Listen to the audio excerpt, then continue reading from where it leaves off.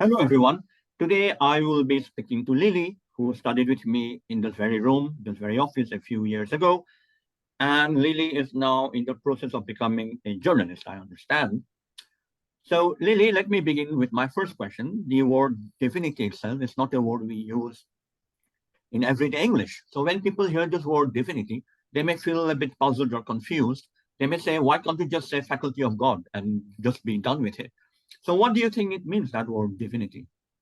Yeah, I mean, I know that as a prospective student, I was coming in with a lot of probably presumptions about what the faculty would look and feel like based off its name, Faculty of Divinity. But when you get there, I mean, ultimately, to me, divinity is just the study of what people consider divine or holy. And I suppose that's something both completely beyond a person and also completely intrinsic to the way they live their life, whether that's a deity or deities plural, a set of moral guidelines or values, an ideology, religious or philosophical. And I think that despite my presumptions, every aspect of my studies over the course of the 3 years did fall under this umbrella word of divinity. Even the cults and the survivalists and the atheistic philosophers as well, they were all following a way of life that was sacred to them in some way. And so I think divinity doesn't necessarily automatically mean magic or a big god floating in the sky, which is what our mind jumps to naturally because that's how we're sort of raised to think. But it's a catch-all term for a lot of things, varied things, and some of them are very this worldly as well, just as much as being beyond us. So that's what divinity, I would say, is to me. Do you feel a divinity when you read the news in the morning? Um, Gosh, in lots of ways, because I think there's divinity in all aspects of everyday life, politics and pop culture as well. I mean, we see so many people, speak about their faith pretty openly. And I think when you think about divinity as like different belief systems, I mean, that's what politics is, right? It's people trying to people warring in terms of just what they believe and what they think life means, what they think that should come out of life, how they think people should live their lives, right? So yeah, it's all around us. It's everywhere.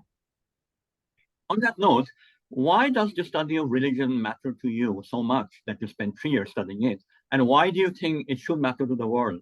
What is your belief about that?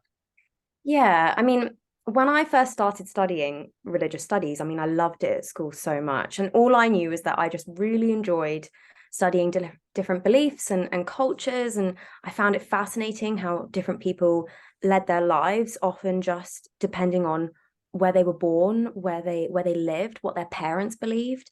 And I think, beyond all of this, there was that element of tolerance and openness that sort of convinced me it was more important than ever people open themselves up to studying religion. I mean, when I was applying to university, it was 2016. Trump had just got into the White House. Like there was a lot going on.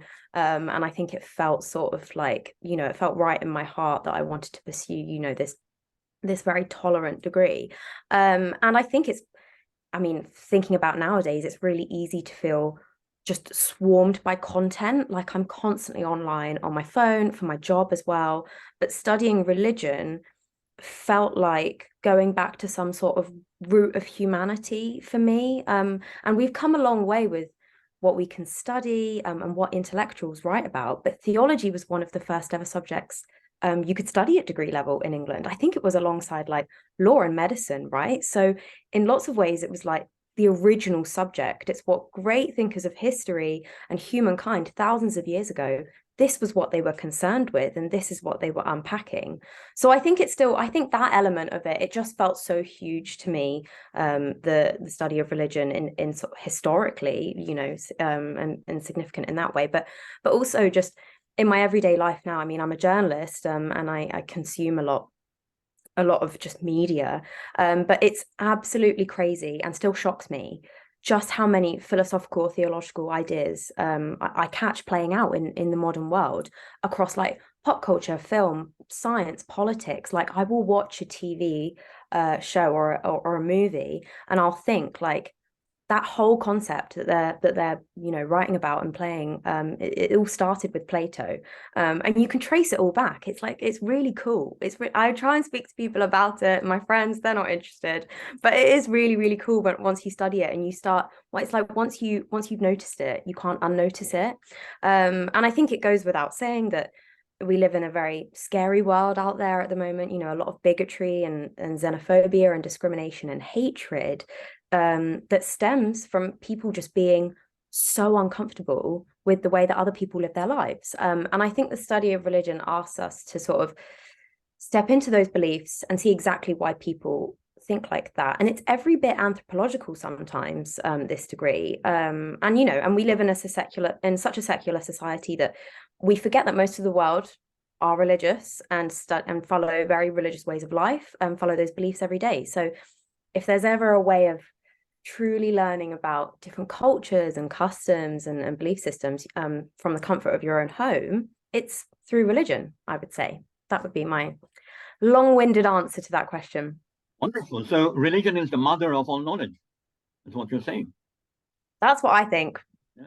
Maybe that's controversial, but I think it's all traceable. Like I think you can just look at history and you can look at what people were talking about and fascinated with thousands of years ago. It will always be, what's bigger than us, what's greater than us, why are we here, and what can we do while we are here to serve this greater purpose.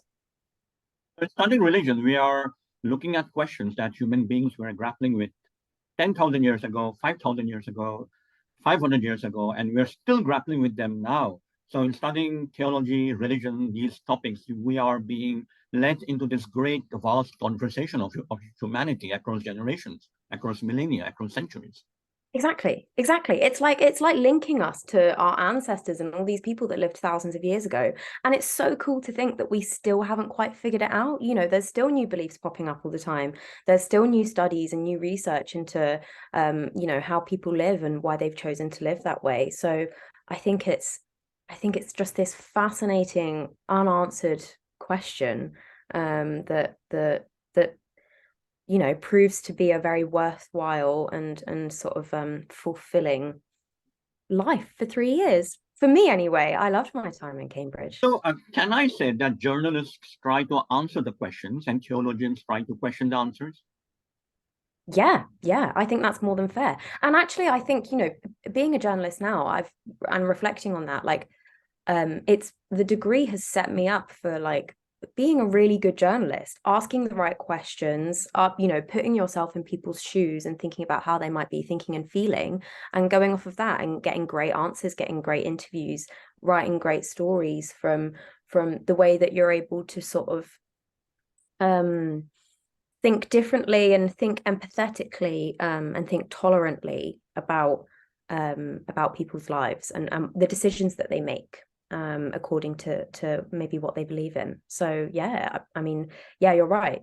Yeah, I think there's definitely some sort of connection between my job now and my degree that I've found really, really, really beneficial. Wonderful. So it's great to hear that there is some kind of a synergy between what you were studying back then, 3 years ago, 4 years ago, and what you're doing now. And that brings me to the final question for today. The time that you have spent in the faculty, roughly 3 years, how has it shaped or recalibrated your understanding of what it means to be human? I mean, it's a difficult question. I actually hope this isn't a terrible answer, but Oh, no, just go ahead, speak your mind. good. Yes, I will. I think it actually clouded my view maybe of what it meant to be human. My 3 years at the Faculty of Divinity. And let me explain. I mean, I came into this degree really set in my beliefs of what I thought human existence meant, which was based on a pretty secular view of society and the world.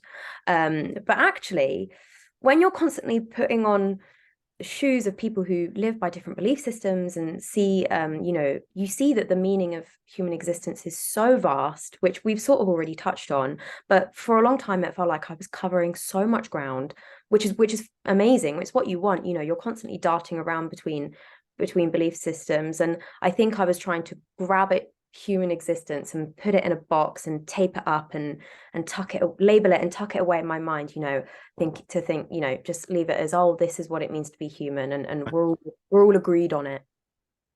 But the reality isn't so neat. Every single person will have a different view on what it means to be human. And I think making peace with that over the course of the 3 years, and over the course of my studies, was really liberating, which was surprising to me, and then all of a sudden I wasn't attached to one viewpoint or belief. As comforting and as natural as it feels to do that, and to sort of ground yourself in one mindset. But what I did get good at was, being okay with being challenged, and opening up your mind to thinking differently and trying something out. And one day you think, the Buddhists have got it right in their acceptance of suffering, and another day I'd think, no, it's I'm a Platonist again, and I'd be convinced that we should all be trying to like work on our soul, and that should be the sort of focus. But so maybe it isn't the most satisfying answer, but I think it's helpful for some people to know, in that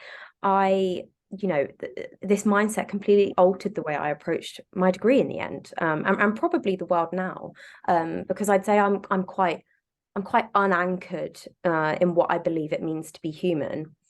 But at the same time, I think being human in itself and feeling this pull towards something bigger is what unites us. And in regards to, whatever that something bigger is, Jesus, Allah, Krishna, Aristotle, or aliens, or the Tooth Fairy, or Lily, or Lily, or me. I think it seems the most fun and cool option to try everything on and see how it fits. That was how I wanted to sort of approach my degree anyway, I think, once I sort of found my feet a bit. wonderful. That's all great to hear. So, Lily, thank you very much for talking to me. And now that I know that you are a journalist, maybe 2, 3, 5 years from now, we will pull together our resources and make a program about why people should study religion. I would absolutely love that. I say that so sincerely. That would be a dream for me to be able to No, do I'm that. saying it very sincerely. I will write the script, part of it, and you will do the production, and we will do it at some point. Well, when I get the funding and the green light, you'll be the first person I contact. All right, wonderful. Bye bye now. All right.